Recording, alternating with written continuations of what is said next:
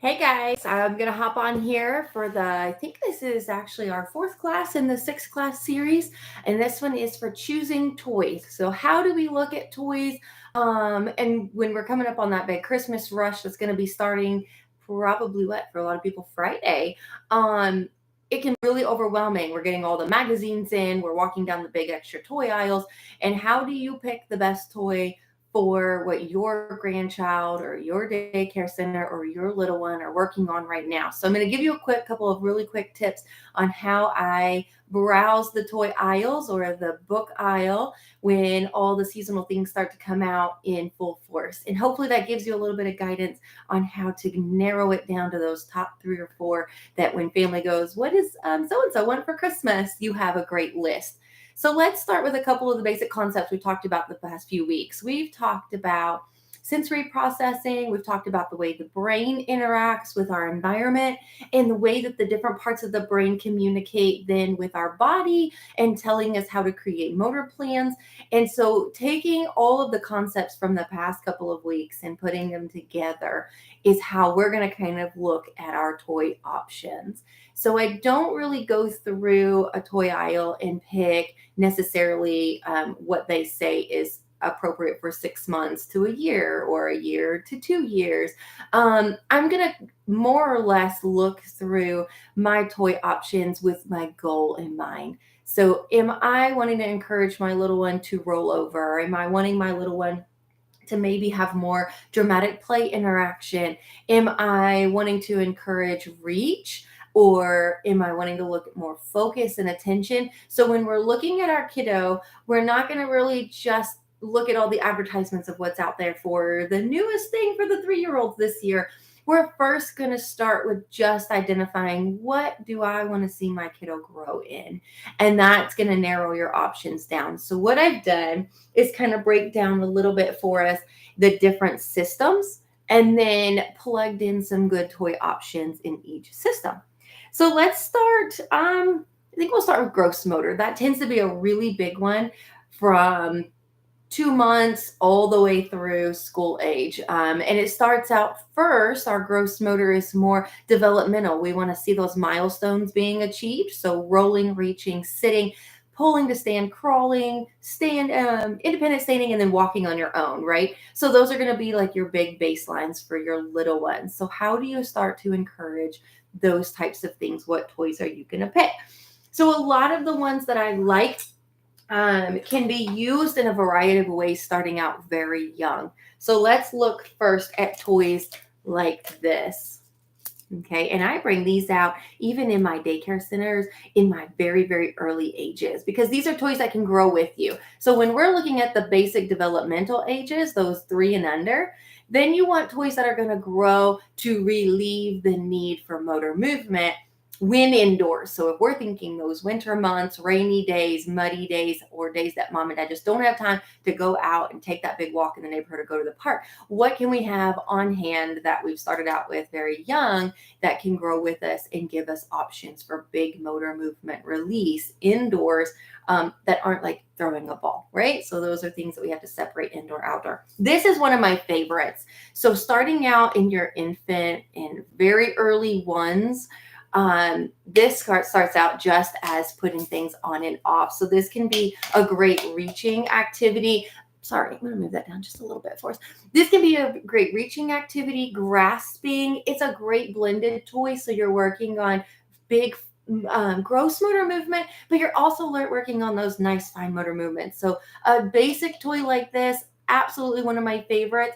Another variation, if you don't like the ones that have the big movable cones, you can get the wooden toys that you can just drop the rings onto or the numbers, the shapes. So those are also appropriate. And what I mean is something like this.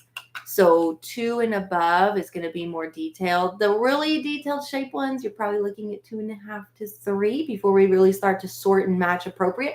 But if you're just looking for different ways to incorporate gross motor, reaching, and you want something that's going to grow with your kiddo, like I said, this is one of my go-to. So let's think about all the different things that this simple $5 toy from Target a couple years ago that I got. These also can be found course on Amazon, and pretty much anywhere right now. These are color matching, sorting, counting, reaching. You can set them up in a row, drive your cars around them. So you're getting on hands and knees. You're encouraging visual tracking. You can also use it as an obstacle course. So one of my favorite things to do is lay these out in a row like so, and you create a motor movement of how you have to step over the mountain or around the mountain. And then you finish with tippy toeing on the circles. So you put these in a pattern and they tippy toe or they sidestep. So this is a really wonderful, cheap, quick growing toy. Throw it up in a closet for a while. We need to break out a go-to from as early as 6-7 months when we're just sitting and working on basic reaching and visual all the way through school age. This is a go-to. Love it. I take it with me to a lot of my sessions and definitely to my daycare centers. That is used in my programs a lot. So another one, let's keep going. Let's think too about ways that you want to use repeated tasks. So while that's a great repeated task, let's say you don't want a toy that's going to make them move all around the room, but you still want to incorporate good shoulder movement, good reaching pattern, crossing, and you want to also engage cognitive and processing. And then repeated tasks, something I'm going to do again and again and again to extend my attention span. What is a toy option that's going to give you something like that? So this has been with me for probably 7 or 8 years. This is one of my absolute favorites. And this does the same thing. So we're looking at toys that create combinations and can grow with you, right? So cones, yes. The basic peg puzzles, yes. This is a great toy. This is great for fine motor, again, repeated task, cause, effect, object permanence. This is covering a lot of the cognitive skills. You can also do this for following directions. So hiding 2 or 3 animals or toys of any kind. I use everything in here. If I'm working on colors, it'll be colored balls. If it's working on shapes, we'll put in the shape sorter shapes. I'll put them in here instead of the shape sorter container. So blending them here. But following directions, reach in and find the triangle. And then if they pull out a circle, you go, oh, try again, throw it back in and reach in, find a new one. So even following directions is great with this. Identifying, labeling, and then cognitive and fine motor. Look at all of the different types of attachments that they have, the little locks and buckles. This is great for problem solving and critical thinking, all wrapped up in one toy. This is a fantastic toy. I also like this, guys. If you are trying to work on getting a little one down on their belly, this is a great toy. I love the big doors in the ends. So both sides have full open doors. I don't know if you can see. This one does too. So I'll lay on my belly on one side and have this on the floor and encourage them to crouch down with me to look through the other side, and they can peekaboo. This makes a fantastic toy to get in increased belly time and good facial social engagement by isolating what they're looking at. This is a fun toy for that. If you're wanting to work with your little one and use the same toy on standing or stability, like at the side of the couch or the side of your table, just set it up on the table, do the exact same task, does the same thing, but with the same item. So also a great toy to grow with you. Okay. When we're moving more into that big gross motor and we have a little one that needs lots of input, you're going to be looking more for your traditional bolsters or crash pads, big pillows, things like this that are going to be great go-tos for you to grab and throw out on the floor, create obstacle courses. And a really big one that I don't have right now with me because I have one of my families has it right now. They're using it is the big pop-out tunnels. Those are fantastic for doing the same thing. So think of different stages for that one. You're working on crawling, you're working on visual isolation, focus, completing your task. So getting all the way through, or stop and go. You can even do stop and turn around in the tunnel. And that increases the amount of processing that the body receives. That's a lot of environmental awareness and body coordination. So that's a great one. So the big tunnels blended with your big pillows, or you could even mix tunnels and these to create a really fantastic game. That's more passive for mom and dad or for our teachers, but releases a lot of that motor need for your kiddos. So those are great as well. If we're looking for strictly fine motor, so let's start pushing up just a little bit in our age. We we want something that's going to start prepping these little hands for grasping utensils and grasping pencils and crayons and pens. So pre-writing and pre-independent feeding. How are we going to start to introduce things that build these skills?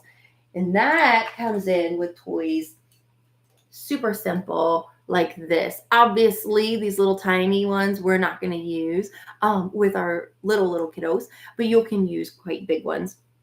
And if it is just getting initial grasp, so holding, and then what we call a sustained grasp. So I can hold and carry quite a distance without dropping. So a lot of times kiddos will have that loose hold and they'll pick up, but then falls immediately. So anything like this is going to be really great.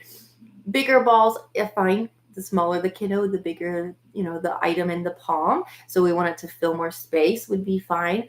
And if you have older kiddos, guys, that put a lot of things in their mouth, obviously you're not using these. You're going to pick an item that's a little bit larger. But combining simple crafting things like this with a set of tongs, awesome. These are so great for our kids. Another one I like to blend with our tongs that has become really popular with several of my 2, 3, 4 year olds are these. And I just found these not too long ago, and they're one of my new obsessions.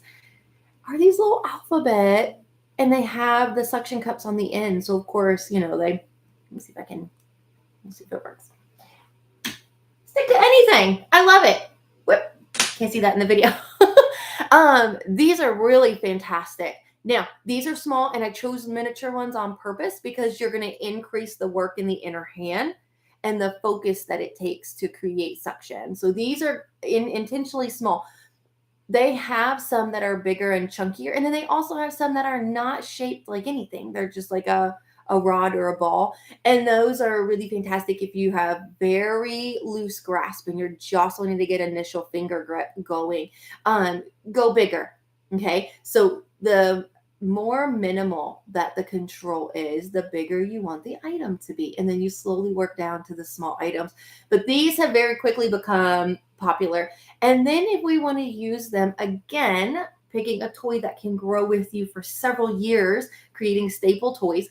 This is an awesome one because then when you get into that preschool traditional age, we're learning alphabet and pairing and sequencing and what comes before and after. So I even use these now in my 4 and 5 year old rooms at daycare centers. And we will throw all of these out on the table, and the kids work together as a team to put them in order, make them all stand. And this has turned out to be fantastic. One of my little guys, even just last week, a great toy that maintained sustained attention for almost 25 minutes was I would put all of these down and standing up, not in order, just, however we need to, on top of a shelf. And we would together pinch and then carry this to drop it in the bucket on the other side of the carpet. So we're working on multiple things with this. We're working on visual focus. We're working on grasp and control, sustained hold, and walking skill. Standing at the edge of a shelf. We're working on a lot of different things just with these. They come in this cute little bag. The bigger ones come sometimes in boxes or containers, but you can store them really easily.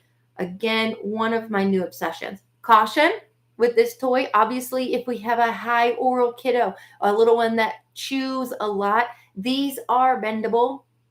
Okay, so you can kind of see, and they're not quite as durable as you would see in a traditional chewy necklace. Even though they kind of feel the same plastic, they're not as durable. So I would caution, you have a high oral kid, do not leave them with these. Or you may pick a different toy until they've grown a little bit out of that or have that more regulated. So anyways, one of my ultimate favorite for fine motor. If I'm going through my aisle, I'm going to look for, okay, I want my kiddo to start really working on holding their spoon for a long time, or we really want to see them get some control because they're 3 and we're going to start working on making circles and lines and coloring on a paper. This is an awesome Christmas idea to get that started, and it creates the opportunity to not just do fine motor, but blend it with move from the shelf to the bucket across the living room. And now you've incorporated gross motor, which, as we talked about in the previous 3 weeks, the more parts of the brain we can activate at one time, the better the motor plan is remembered and learned. So that's a great combination toy. Let's see what else we want to say. If we're looking for older preschool and you're working more on matching, let's say our goal is focus, matching, traditional learning, shapes, colors, and let's say that's our goal to move into that type of skill. This is a great item. Don't know if I know where the match is. So I'll show you what I'm looking at so I'm not just leaving you hanging. This I've had for several years. Wooden shapes matching. Again, this is a toy I use, guys, in all my ages. I use this, and I even use this as young for passive exposure, as young as my 6 months to early ones. So my daycare rooms, we will use these. Clearly, we're not matching on our little wooden cards yet, but this is great for visual pairing, color exposure, shape exploration. This gives them 3D option to explore, and I love that. And then they have full control. Also, it's wood. So you're not biting pieces off of this. It's great. This is not wood. The little cards are cardboard, but very durable. This has been, you can see a little bit where, see the edges can peel up. But this toy is probably 5 years old and been through 150 kids easily, probably more than that, and is used in group setting and is still in this great condition. This is a fantastic, durable toy. I got this off Amazon. I was trying to find one of the things that match, but of course it's not. I'm not going to, oh, here we go. I'm not going to find it. So see, it has just a tiny little lip like a traditional puzzle. So they also get what we call tactile feedback when they kind of fall into that hole, which does a little bit better for a lot of our kiddos than just the 2D picture matching a picture. Because that again engages another sense. So you have visual and now you have tactile. I know I got in there, and there's a nice satisfying click when they're sliding it into the right place too. So I love this toy. This is called the Matching Wooden Shapes. It's a great toy. I think I saw this at Target not too long ago. I'm trying to remember what store I was in. I think it was Target that I saw in like their puzzle on the wall where it's like their big shelf of puzzles and their science toys. And right between that, I believe that's where I saw a box of these in person. So if you didn't want to order online, this is a phenomenal toy that can grow with your kiddo. Also want to incorporate gross motor with your fine motor, with your cognitive for matching, sorting. This one is fantastic. The same way that I just laid it down on myself. I use these. We can put all of our shapes on one side, all of our boards on the other, or a really fun way to encourage increasing core strength. So if you have a little one that you're really wanting to work on pulling and stability and then standing and then stooping to get back down to the floor and then coming back up. So if we're working on breaking down some of those reflexes or building motor plan on how to stand, squat, this is a really fun one to play on the edge of the couch, and you put all the shapes on the floor and put a few of these on the couch. So then they bend down, pick up a shape, stand, and reach above. You're engaging so much brain and body pathway just by positioning your toy a little differently. And this is a beautiful toy for that. Very easy to create mobility with. I love it, love it, love it. All right, let's keep going. Let's see. Another way to look at toys is how do we want to take a traditional motor toy, so like your balls, your basketball, we're throwing, we're kicking, and create the opportunity to use that in a different way. So we're going to break down two systems, put them together, and still use the balls. There's one quick addition you guys can look for, and it's that. So our traditional ball, a kiddo is immediately, as early as 7, 8 months, a lot of times they're going to want to just push on it or throw it. That's going to be very innately built into them. And that's fine. That's perfect. And that's beautiful. We want that. We want them to have that coordination. But if we're wanting to create a different movement or up the level of play just a little bit, then we're going to work on, again, sustained grasp. This has a big, thick handle, which gives you the option of not forcing as much fine motor, but introducing sustained grasp. So you're still building muscle on the inner hand, but then you can create the opportunity to turn it in or tip it sideways, and you dump it into a bucket. This is a great toy This one's super cheap. If you're looking for something, obviously, that's going to last a long time or go through multiple kiddos, or that you keep in your toy box for the next few years, you're going to want to have something just a little bit more sustainable than this. This is the quick dollar store find from the summer, that like their bug catching area. I don't know. I found it. I liked it. So I grabbed it. Obviously, you're going to look for one that's a little bit more sturdy than that, because it's not going to make it through a toddler very long. Your traditional ball, and then give them a bucket or basket at the end. This can also be moved up if you have a variety of colors in your ball. So if you have a blue ball, red ball, and a yellow ball, then you put a blue bucket, yellow bucket, red bucket at the end, and then they have to match. So when we look at our toys, I'm kind of moseying through my aisle, I'm going to quickly take a look and go, could I expand that easily by buying it in 3 different colors and then throw a box with it? And now it's a completely new game that's become cognitive, preschool prep, pre-literacy, visual tracking. It's layered in so many different ways, as simple as taking your traditional ball that we might walk past all the time and add one extra thing to your play. So that's a great way to look at toys too. How can we stack and layer them? Let's see. Whoop, that one just took off on me. All right. When we're looking at, again, layering, growing toys, let's look then at toys that really hone down on one motor plan. So just fine motor. There are a few different options. One of my favorites and the most simple to find, especially at Christmas, go to Dollar Tree, guys. They have these in the stocking stuffer area, and they're so cute. This one I actually got at Easter. We've all seen these, right? These are these are like the little, what we think of like little junk toys that we just throw away. They're not. They're great.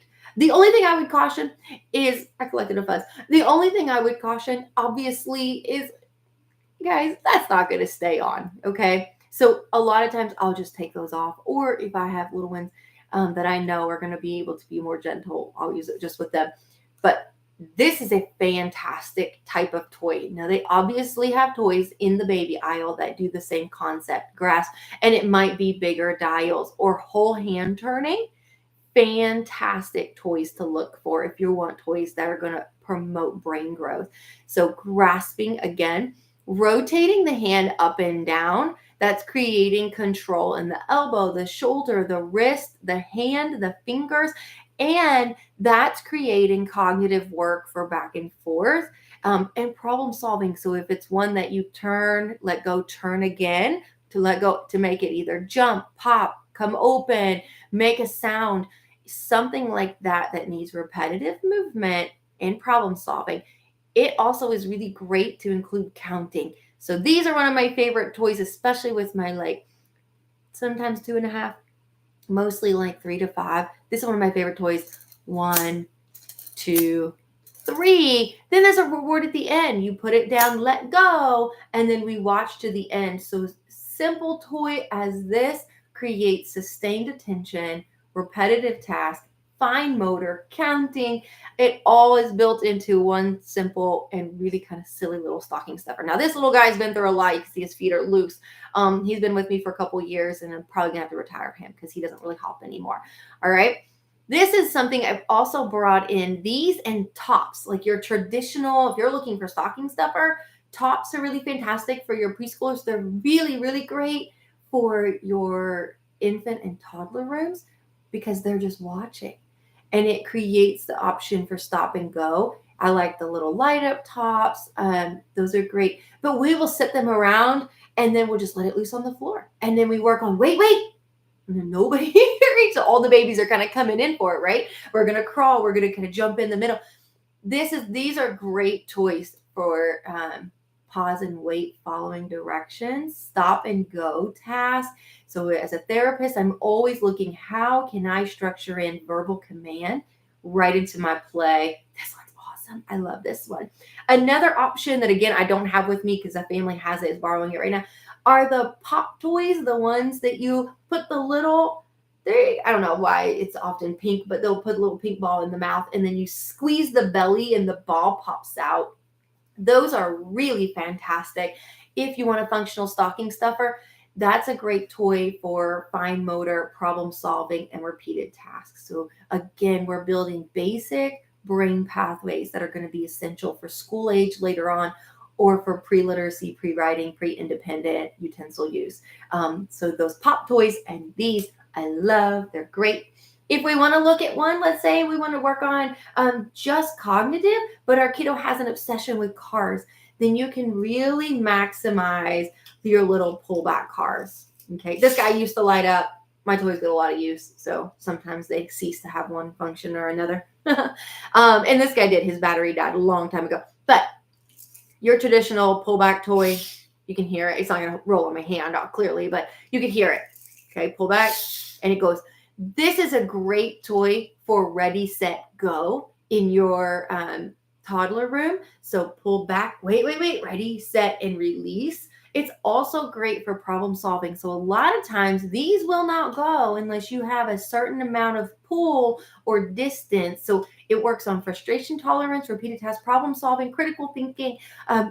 Why didn't it go? So being able to build those structured conversations in very early on are really great. I will use bigger versions of these. I have the bigger cars as well. I will use these also in as early as my, infant and in early ones. And that works on that ready, set, go the same way. But it also works on ready, catch. So if you set them in front of you and you pull it back and it rolls towards them, then they're sustained attention, visual tracking, and ready to catch. So arms out, and we'll use the cue like ready, but it's not like a ball that's just coming at you. These usually are a little bit more controlled and will roll right into the center of their feet. And so that lets them have immediate success. So I love the pullback cars. Great option. Of course, the small ones for your bigger kids, bigger ones for your smaller kids, to create safety. All right, let's see. We want to build up our puzzle shelf. We're going to walk through Walmart or Target. Even Barnes and Nobles has a great puzzle area. They have so many different puzzles, and it can get really overwhelming. Two go-tos, and I almost never buy a puzzle in a different format anymore. Number one, the magnet puzzles, the ones that have, I do have it, but it's actually up on my shelf right now. The ones that have the magnet piece and the little fishing rod, that I would collect all of those. They are phenomenal for all of the components of play that we just talked about building into your toys or what to look for. Magnet puzzles, awesome. They meet all of them. They also let you incorporate top and bottom. So a lot of times kiddos will want to grab the bottom of the magnet and match them with gross grasp. So you can go, oh, that's the bottom. Let's find the top or the handle. So identifying placement, control of hand position, that incorporates naturally with that toy. And then control, visual tracking, and sustained attention. So again, we're grasping the pole. We have to hover it over, and it's a great way for us to increase strength in the arm. So if you have a little one that has low tone or has spasticity, and so we get a lot of that intentional tremor or kickback, this is a fantastic toy. The magnet puzzle with the fishing rod, I love it. I use it with a lot of my children with cerebral palsy because it lets me provide base and control here, and they can just practice here. And then there's reward, but they're kind of focused on what's in front of them down here on the puzzle. So you almost get a passive relaxation here. And so you have a little more control. I like it. It's a great toy with kiddos that have a little bit of muscle anomalies, and it can build with you. It's beautiful. Another way, let's say your kiddo with that toy doesn't quite have the control to hover or the patience or frustration tolerance, right? Takes a while to build that. It is okay to keep it all in the bag and have them just hold it, and then you stick the magnet to it. And they go, oh, what's next? And then you stick the magnet to it, and they can pull the magnet off and very controlled put it in the puzzle themselves. So you can reverse a puzzle like that. They don't have to be played with in one particular way. So think about where your kiddo's cognitive skill is, their muscle control, and then use that toy forward and backward. That's a great growing toy. I love it. The second type of puzzle I almost always go for now are the foamy ones. And that is simply because they are so flexible on how you can use them. Those are great ones for water tables. If you're blending toys that let you combine texture and play in different environments. So we want a puzzle that's not just going to stay in our living room or on the table. We want a puzzle that's going to go to the park with us, that's going to go to the beach with us. We can go to the bathtub, and we work on our shapes, cars, letters, numbers, whatever puzzle you pick.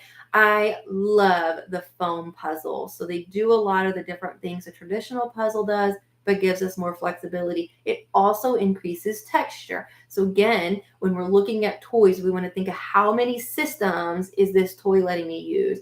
A word of caution while you're looking for toys to finish up, guys, because we're just about out of time. I try not to pick toys that are highly visually stimulating. So toys with lots of flashing lights, toys with lots of loud kind of cacophonous sounds. We don't want a lot of that passive sensory information coming from our toys unless it is something that we control. So our kiddos are in charge of cause effect. So a drum, beautiful. As long as it's not, I can just bump it and it goes off light, sounds, it goes crazy for 30, 40 seconds, sometimes even up to a minute. Some of these toys will go. I usually will avoid those because it just becomes a sensory stimulation without a functional feedback, or there's no interaction. It becomes a very passive toy. And typically, those aren't even played with very long and unless you have a little one that stems. And we may not want to create an item just for stemming. We want to create more functional play opportunities. So I hope that was helpful. I think it was a lot of information at one time. Slow the video down, watch it as many times as you want to, and happy shopping. It's a lot of fun. This is a great time of year. They do come out with a lot of really great toys, and it's really fun to look at it with a little bit of a different lens. If you have any questions, feel free to reach out. I write a lot of lists for families during this time on what we might recommend given a child's goal, and I would be happy to help with that. So happy shopping and happy Thanksgiving, and thanks for joining. Talk to you soon. Bye.